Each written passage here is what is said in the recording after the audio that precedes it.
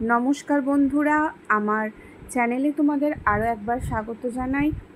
আজকে আমি আলোচনা করব গ্রোথ, ডেভেলপমেন্ট এবং ম্যাচুরেশন অর্থাৎ চাইল্ড ডেভেলপমেন্টের একটা খুবই গুরুত্বপূর্ণ চ্যাপ্টার বৃদ্ধি এবং বিকাশ। এই চ্যাপ্টারটা সম্বন্ধে ডিটেলস আলোচনা করব। তো তোমরা ইতিমধ্যেই জেনেছো যে আপার প্রাইমারি এক্সাম মার্চের মধ্যে হবে।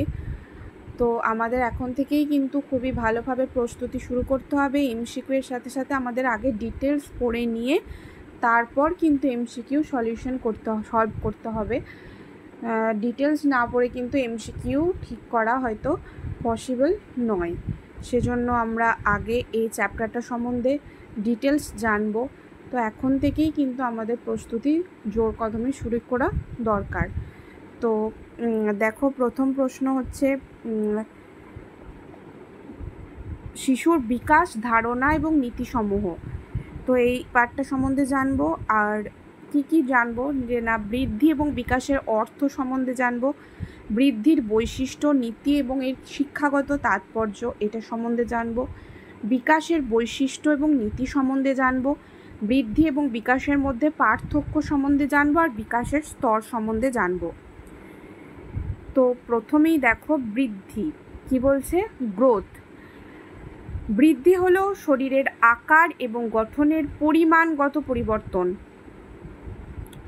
এখানে একটা টার্ম খুবই ইম্পর্টেন্ট, যেটা হচ্ছে পরিমাণগত পার্থক্য। ঠিক আছে, বৃদ্ধি হচ্ছে পরিমাণগত পার্থক্য, শরীরের গঠন, আকার এবং গঠনের পরিবর্তন। এখানে একটা মতবাদ, বিজ্ঞানী আর্নল্ড জোন্স এর মতবাদ, যে দেহের উচ্চতা এবং ওজন বেড়ে যাওয়াকে বলছে বৃদ্ধি। যেমন হচ্ছে শিশুর উচ্চতা বৃদ্ধি, ওজন বৃদ্ধি, হাতের দৈর্ঘ্য বৃদ্ধি ইত্যাদি। তো মাপা যায়, অর্থাৎ উচ্চতা, ওজন অঙ্গ প্রত্যঙ্গের মাপ। আর এটি একটা সীমিত প্রক্রিয়া, শৈশব কৈশোরে দ্রুত হয় এবং পরে কিন্তু ধীর গতিতে হয় বৃদ্ধি। উদাহরণ দিয়ে বোঝাচ্ছে যে শিশুর জন্মের সময় ওজন কত থাকে, খুব বেশি হলে 2.5 কেজি থেকে 3 কেজি বা কিছুটা একটু বেশি কম হয়, এবং 1 বছরে কিন্তু এর ওজন প্রায় 9 কেজি হয়ে যায়। তো এটা হচ্ছে বৃদ্ধি। ঠিক আছে, বৃদ্ধি হলো। এরপর জানবো পরিপক্কতা অর্থাৎ ম্যাচুরেশন সম্বন্ধে। ম্যাচুরেশন জিনিসটা কি না, পরিপক্কতা হলো যে অঙ্গ প্রত্যঙ্গ, দেহ ব্যবস্থা কার্যকর হওয়ার জন্য যে প্রস্তুত হওয়া। বৃদ্ধি হলেই যে হবে না, তো বৃদ্ধি হওয়ার সাথে সাথে আমার যে বিভিন্ন অঙ্গ প্রত্যঙ্গ সেটাকে সঞ্চালনমূলক কার্যে লাগাতে হবে। ঠিক আছে, তো এটা একটা অন্তর্নিহিত অর্থাৎ বায়োলজিক্যাল বা জেনেটিক প্রক্রিয়া। আর শেখার আগে শিশুর অঙ্গগুলোকে পরিপক্ক হতে হয়। ঠিক আছে, এবং যেমন হচ্ছে শিশু হাঁটতে শিখতে পারবে যখন তার হাড়, পেশি এবং স্নায়ুতন্ত্র মজবুত হবে, তাই না? তো পরিণমন কি না, পরিণমন হচ্ছে কোনো কিছু করার ক্ষেত্রে ওটা উপযুক্ত স্তরে উপনীত হওয়া। যেমন হাঁটার জন্য কিন্তু পায়ের যে মাংসপেশি সেগুলো উপযুক্ত পরিমাণে শক্তিশালী হওয়ার দরকার, তবেই না আমি হাঁটতে পারবো। তো এই জিনিসটা হচ্ছে ম্যাচুরেশন। তো নেক্সট কি জানবো না, এই যে আর্নল্ড জোন্স বলছি, তো আর্নল্ড গেসেলের পরিপক্কতা তত্ত্ব কি বলছে না, মূল ভাবনা বলছে শিশুর বিকাশ মূলত তার জন্মগত বৈশিষ্ট্য এবং জেনেটিক গঠন দ্বারা নির্ধারিত। অর্থাৎ প্রতিটি শিশু একটা নির্দিষ্ট ধারাবাহিক ধাপে ধাপে বিকাশ লাভ করে, যা তার জৈবিক পরিপক্কতা এর ওপর নির্ভর করে। পরিবেশ বা শিক্ষা কিছুটা প্রভাব ফেলে, কিন্তু মূল বিকাশের ধারা জেনেটিকভাবে নির্ধারিত। বলছে যে শিশুর বিকাশ কিন্তু জন্মগত বৈশিষ্ট্য এবং জেনেটিক গঠন দ্বারাই নির্ধারিত। অর্থাৎ প্রতিটি শিশু একটা নির্দিষ্ট যে ধারাবাহিক ধাপে ধাপে সেটা বিকাশ লাভ করে, যা তার জৈবিক পরিপক্কতার উপর নির্ভরশীল, এবং পরিবেশ বা শিক্ষা কিছুটা প্রভাব ফেলে, কিন্তু যে মূল বিকাশের ধারা সেটা কিন্তু জেনেটিকভাবেই নির্ধারিত। আর তিনি কি বলছেন যে গ্রোথ অ্যান্ড ডেভেলপমেন্ট প্রধানত প্রাকৃতিক, জেনেটিক এবং জৈবিক পরিপক্কতার দ্বারা নির্ধারিত। এই কথায় গেসেল বা আপনার বলা আর্নল্ড জোন্সের মূল বক্তব্য, তাই তো? নেক্সট, এবার ধাপ। এই যে ধাপে ধাপে পর্যায়ক্রমিক পরিবর্তন। ঠিক আছে, বলছে ভ্রূণকাল গর্ভধারণ, বলছে জন্ম পর্যন্ত অঙ্গ প্রত্যঙ্গের গঠন, মস্তিষ্কের প্রাথমিক বিকাশ, সেটা হচ্ছে প্রিন্যাটাল। প্রিন্যাটালটা কত বছর বয়স? তো প্রিন্যাটালটা আমরা জানি যে নিষেক থেকে 280 দিন। এই সময় কি হচ্ছে না শারীরিক এবং সঞ্চালনমূলক বিকাশ হচ্ছে। নেক্সট হচ্ছে শৈশবকাল। শৈশবকাল হচ্ছে প্রথম 2 বছর, অর্থাৎ বসা, হামাগুড়ি, হাঁটা, প্রথম শব্দ বলা, দ্রুত শারীরিক বৃদ্ধি, এইগুলো হচ্ছে। নেক্সট হচ্ছে প্রাক শৈশবকাল। ঠিক আছে, তো প্রাক শৈশবকাল অর্থাৎ আর্লি চাইল্ডহুড, যেটা হচ্ছে 2 থেকে 6 বছর। এই সময় কী হয় না, 6 বছরে ভাষা বিকাশ, খেলার মাধ্যমে শেখা, কল্পনা শক্তি বৃদ্ধি, সামাজিক ও আচরণের শুরু, জ্ঞানমূলক, তারপর নৈতিক বিকাশ, এগুলো হচ্ছে প্রাক শৈশবকালে। নেক্সট মধ্য শৈশবকাল অর্থাৎ 6 থেকে 12 বছর। এই সময় কি হচ্ছে না, এই সময় স্কুল জীবন, নিয়ম শৃঙ্খলা শেখা, যুক্তিবোধ, স্মৃতিশক্তি বৃদ্ধি, এছাড়াও কিন্তু সহপাঠীদের সঙ্গে সামাজিকীকরণ, এগুলো শিখছে। নেক্সট হচ্ছে অ্যাডোলেসেন্স, কৈশোরকাল, যেটা হচ্ছে 12 থেকে 18 বছর। এই সময় বয়ঃসন্ধি পরিবর্তন, ঠিক আছে, গৌণ যৌন যে লক্ষণ সেগুলো দেখা যায়, আত্মপরিচয় গঠন, স্বাধীনতার বোধ, মানসিক দ্বন্দ্ব বৃদ্ধি, এগুলো দেখা যায়। নেক্সট হচ্ছে যৌবন বা প্রাপ্তবয়স্ক অর্থাৎ অ্যাডাল্টহুড। এই সময় কি হয় না, 18 বছর থেকে পরবর্তী কর্মজীবন শুরু, পরিবার এবং সামাজিক যে দায়িত্ব পালন সেগুলো হয়, মানসিক স্থিরতা। তো এটা হচ্ছে যৌবন বা প্রাপ্তবয়স্ক। আর একটা লাস্ট স্টেজ আছে এখানে দেওয়া নেই, সেটা হচ্ছে বৃদ্ধ, অর্থাৎ 61 যে মানে বছর, অর্থাৎ 60 বছরের যে পরবর্তী সময়কালটা, সেখানে কি হচ্ছে না, কর্মক্ষমতা ক্রমশ হ্রাস পায়, স্মৃতিশক্তি লোপ পায়, স্বাস্থ্যহীনতা হয়, দুর্বল হয়, শরীর দুর্বল হয়ে পড়ে এবং একসময় মৃত্যু ঘটে, তাই না? এটাই হচ্ছে শিশুর বিকাশের ধাপ, ঠিক আছে, স্টেজ অফ ডেভেলপমেন্ট। নেক্সট হচ্ছে আমরা পার্থক্যটা দেখে নেব, বৃদ্ধি এবং বিকাশের মধ্যে কি পার্থক্য। তো প্রথমেই আসি বৃদ্ধি। বৃদ্ধি হচ্ছে আকার এবং আয়তনে বেড়ে যাওয়াকে বলছে বৃদ্ধি, আর বিকাশ বলছে আকার এবং আয়তনে বৃদ্ধির সঙ্গে সঙ্গে যে সক্রিয়তা এবং কার্য সম্পাদনে উৎকর্ষতা হচ্ছে বিকাশের অন্যতম বৈশিষ্ট্য। বৃদ্ধি হচ্ছে কারণ, বিকাশ হচ্ছে ফল। বৃদ্ধির ধারণা কেবল দৈহিক বা শরীরের মধ্যেই সীমাবদ্ধ, আর বিকাশের ধারণায় দৈহিক, মানসিক, সামাজিক, প্রাক্ষবিক সবই অন্তর্ভুক্ত। নেক্সট হচ্ছে বৃদ্ধি অনুশীলন বিশেষ ক্ষেত্রেই নির্দিষ্ট, যেমন হাতের পেশির ব্যায়াম করলে হাতের পেশির বৃদ্ধি হবে, পায়ের পেশির ওপর এর প্রভাব নেই। কিন্তু বিকাশ হচ্ছে সামগ্রিক, অর্থাৎ মানসিক বিকাশের চর্চা করলে তার প্রতিফলন সামাজিক প্রাক্ষবিক বিকাশের ওপর দেখা যায়। 6 নম্বর বলছে বৃদ্ধি একটা নির্দিষ্ট বয়স পর্যন্ত ঘটে, কিন্তু বিকাশ কিন্তু আমৃত্যু ঘটে। 7 নম্বর বলছে বৃদ্ধি পরিমাপযোগ্য আর বিকাশ হচ্ছে পর্যবেক্ষণ সাপেক্ষ। নেক্সট 8 নম্বর বলছে বৃদ্ধি পরিমাণগত আর বিকাশ হচ্ছে গুণগত। এবার শিক্ষা বৃদ্ধির পরিমাণকে প্রভাবিত করলেও তা বাঞ্ছিত কিনা সে ব্যাপারে মতভেদ আছে, আর শিক্ষার অন্যতম লক্ষ্য হলো ব্যক্তির পূর্ণ বিকাশ। নেক্সট সম্পর্ক অর্থাৎ রিলেশন বিটুইন গ্রোথ এবং ম্যাচুরেশন। বৃদ্ধি পরিপক্কতা একে অপরের সাথে সম্পর্কিত। বৃদ্ধি হচ্ছে দেহের আকার নেয়, পরিপক্কতা হচ্ছে এই যে অঙ্গগুলো সঞ্চালনমূলক কাজে ব্যবহার করা, অর্থাৎ অঙ্গগুলোকে ব্যবহারযোগ্য করা। আর শেখার জন্য বৃদ্ধি অর্থাৎ পরিপক্কতা, বৃদ্ধি এবং পরিপক্কতা দুটোই কিন্তু অত্যন্ত জরুরি। নেক্সট বলছে যে পরীক্ষার জন্য কিছু গুরুত্বপূর্ণ পয়েন্ট। গ্রোথ অর্থাৎ বৃদ্ধি, এটা পরিমাণগত, কিন্তু ম্যাচুরেশন কিন্তু গুণগত, ঠিক আছে? তাহলে গ্রোথটা কোয়ান্টিটেটিভ আর ম্যাচুরেশনটা হচ্ছে কোয়ালিটেটিভ। শেখার জন্য পরিপক্কতা অপরিহার্য। সব শিশুর বৃদ্ধি একই রকম হয় না, তবে বিকাশের ধাপগুলো একই ক্রমে ঘটে, ঠিক আছে? নেক্সট হচ্ছে শিশুর বিকাশ সম্বন্ধে জানবো। এবার বিকাশের বৈশিষ্ট্য কি না, আমরা প্রথমেই জেনে গেছি, তো এখানে একটু পরেই দেওয়া হয়েছে যে বিকাশ জিনিসটা কি না। বিকাশ হচ্ছে জন্ম থেকে মৃত্যু পর্যন্ত চলে, ক্রমশ এবং ধারাবাহিক প্রক্রিয়া। বিকাশ ক্রমিকভাবে ঘটে, বসা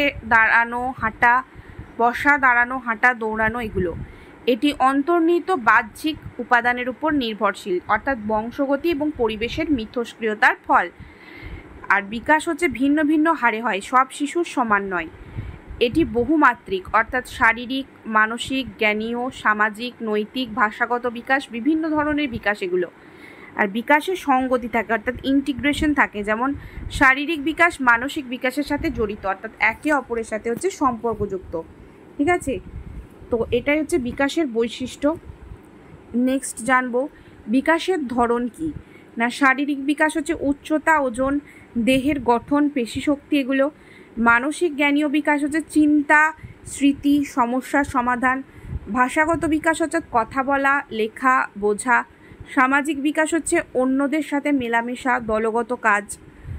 আবেগীয় বিকাশ অর্থাৎ রাগ, দুঃখ, আনন্দ, ভালোবাসা এগুলোর নিয়ন্ত্রণ। নৈতিক বিকাশ হচ্ছে সঠিক ভুল বোঝা, মানে ঠিক বেঠিক এটা বিচার করার যে ক্ষমতা, সেটা হচ্ছে নৈতিক বিকাশ, নৈতিক মূল্যবোধ। নেক্সট, বিকাশের প্রভাবক উপাদান ফ্যাক্টরস কী কী? না বংশগত কারণে হয় অর্থাৎ জিন বা পারিবারিক বৈশিষ্ট্য। পরিবেশের কারণে অর্থাৎ পরিবার, সমাজ, বিদ্যালয়। পুষ্টি অর্থাৎ সুষম খাদ্য শরীর মস্তিষ্কের বিকাশে জরুরি। স্বাস্থ্য, সুস্বাস্থ্য বিকাশকে ত্বরান্বিত করে। হরমোন অন্তঃস্রাবী গ্রন্থি বৃদ্ধি নিয়ন্ত্রণ করে। অর্থনৈতিক ও সাংস্কৃতিক অবস্থা, জীবনযাত্রা, শিক্ষা, সুযোগ সুবিধা ইত্যাদি। নেক্সট, বিকাশের পর্যায় স্টেজ অফ ডেভেলপমেন্ট এরিকসন এবং পিয়াজেট অনুযায়ী। এরিকসনের মনোসামাজিক বিকাশ অর্থাৎ সাইকো সোশ্যাল ডেভেলপমেন্ট। শৈশব অর্থাৎ 0 থেকে 1 বছর, এই সময় বিশ্বাস বনাম অবিশ্বাস এটা জেগে ওঠে তাদের মধ্যে। প্রারম্ভিক শৈশব 1 থেকে 3 বছর, স্বাধীনতা বনাম লজ্জা অর্থাৎ অটোনমি ভার্সেস শেম।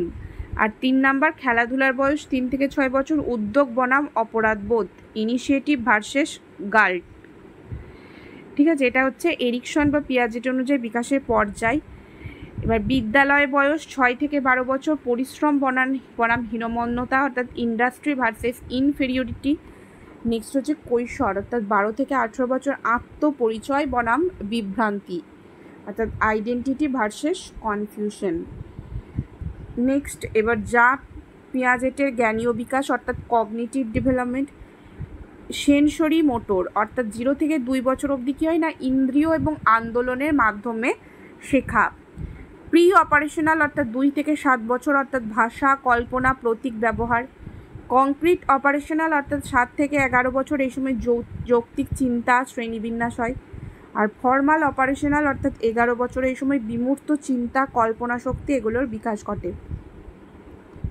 নেক্সট, বিকাশের মূলনীতি অর্থাৎ সেফালোকডাল প্রিন্সিপাল। সেফালোকডাল তো এটা হচ্ছে মাথা থেকে পায়ের দিকে বিকাশ। আর প্রক্সিমো ডিস্টাল অর্থাৎ শরীরের কেন্দ্র থেকে বাহিরের দিকে। জেনারেল টু স্পেসিফিক, তাহলে বিকাশটা কিভাবে হয়? মাথা থেকে পায়ের দিকে হয়, ঠিক আছে, কেন্দ্র থেকে পরিধির দিকে হয়। মাথা থেকে পায়ের দিকে যেটা, সেটাকে বলছে সেফালোকডাল। আর প্রক্সিমো ডিস্টাল অর্থাৎ বলছে কেন্দ্র থেকে পরিধির দিকে অর্থাৎ বাইরের দিকে। আর জেনারেল টু স্পেসিফিক অর্থাৎ সাধারণ থেকে বিশেষ কাজ শেখায়। আর সিকোয়েন্সিয়াল প্রিন্সিপাল অর্থাৎ নির্দিষ্ট ক্রমে ঘটে। আর লাস্ট হচ্ছে কন্টিনিউয়াস প্রসেস প্রিন্সিপাল অর্থাৎ বিকাশ ধারাবাহিক প্রক্রিয়া। নেক্সট, বিকাশ এবং শিক্ষার মধ্যে সম্পর্ক কী? Relationship of development with learning. না বিকাশ হলো শিশুর শারীরিক, মানসিক, আবেগীয়, সামাজিক এবং জ্ঞানীয় অগ্রগতি। এটি একটি ধারাবাহিক এবং ক্রমবর্ধমান প্রক্রিয়া। কিন্তু শিক্ষা হলো অভিজ্ঞতার মাধ্যমে আচরণের স্থায়ী পরিবর্তন। এর মাধ্যমে শিশু নতুন দক্ষতা, জ্ঞান, অভ্যাস অর্জন করে। নেক্সট, বিকাশ এবং শিক্ষার পারস্পরিক সম্পর্ক। বিকাশ শিক্ষার জন্য ভিত্তি তৈরি করে। শিশুর অঙ্গ প্রত্যঙ্গ এবং মানসিক ক্ষমতা পরিপক্ক হলে সে শেখার উপযোগী হয়। হাঁটার জন্য পেশি, হাড় পরিপক্ক হতে হবে, তারপর সে শিখতে পারবে। শিক্ষা বিকাশকে ত্বরান্বিত করে। শিক্ষা শিশুর অভিজ্ঞতা বাড়ায়, যা তার মানসিক এবং সামাজিক বিকাশকে এগিয়ে দেয়। যেমন ভাষা শিক্ষা শিশুর জ্ঞানীয় সামাজিক বিকাশকে বাড়ায়। নেক্সট, বিকাশ ছাড়া শেখা অসম্পূর্ণ। যদি শিশুর মানসিক বা শারীরিক বিকাশ না হয় তবে সে নতুন জিনিস কিন্তু শিখতে পারবে না। যেমন 3 মাসে শিশু লেখা শিখতে পারবে না, কারণ তার স্নায়ুতন্ত্র কিন্তু তখন পরিপক্ক নয়। শিক্ষা বিকাশের ধাপে ধাপে ঘটে। বিকাশের মতো শিক্ষাও একটা ক্রমবর্ধমান প্রক্রিয়া। শিশুকে সহজ থেকে জটিল এই পর্যায়ে কিন্তু শেখাতে হবে। নেক্সট, শিক্ষার জন্য রেডিনেস অর্থাৎ প্রস্তুতি দরকার। রেডিনেস কখন আসে? না যখন সে ঠিকঠাক বিকাশ এবং পরিপক্কতা লাভ করে।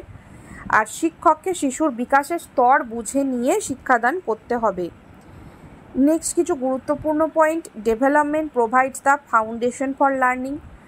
ঠিক আছে, learning enriches and accelerates development, দুটো একে অপরের সাথে সম্পর্কিত, একা কার্যকর নয়।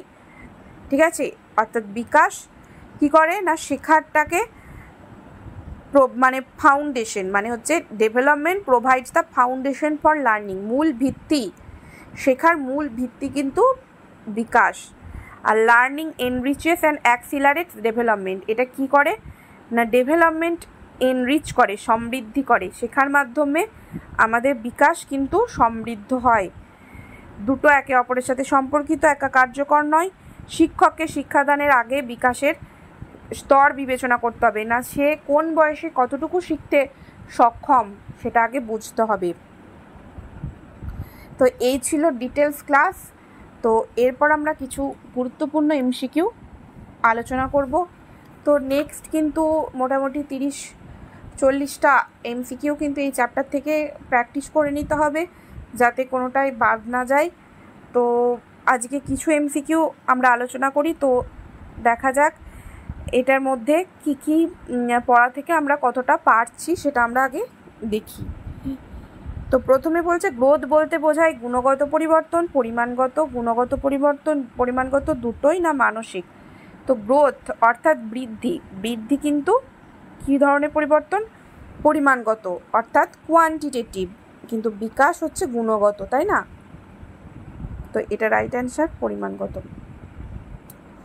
নেক্সট ডেভেলপমেন্ট অর্থাৎ বিকাশ, এটা গুণগত এবং পরিমাণগত দুটোই। নেক্সট নিম্নলিখিত কোনটি গ্রোথের বৈশিষ্ট্য নয়? উচ্চতা ওজন দ্বারা মাপা যায়, এটা তো ঠিকই।